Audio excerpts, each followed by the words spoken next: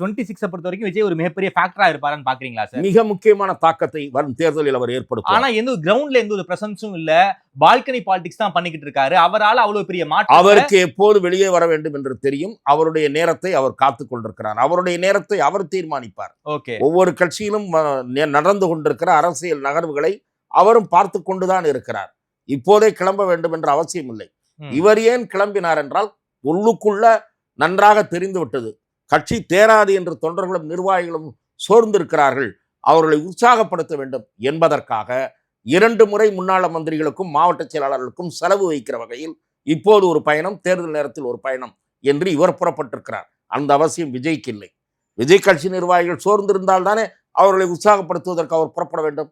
இவர் எதனால் போனார்? கோடிக்கணக்கான ரூபாய் செலவு வைத்து மாவட்ட செயலாளர்களுக்கும் முன்னாள் மந்திரிகளுக்கும் கோடிக்கணக்கில் செலவு வைத்து ஒரு அவசியமற்ற பயணத்தை இவர் ஏன் மேற்கொண்டார்? தொண்டர்களும் நிர்வாகிகளும் துவண்டிருக்கிறார்கள் என்று மேற்கொண்டார். அந்த அவசியம் விஜய்க்கு இல்லை. விஜய்க்கு தானாக கூட்டம் கூடும், எழுச்சியுடன் கூட்டம் கூடும். திராவிட முன்னேற்ற கழகத்திற்கும் பணம் கொடுத்துதான் கூட்டம் வரும், அதிமுகவுக்கும் பணம் கொடுத்தால் தான் கூட்டம் வரும். பணம் கொடுக்காமல் கூட்டம் வரக்கூடிய ஒரு சக்தியாக விஜய் உருவாகி இருக்கிறார்.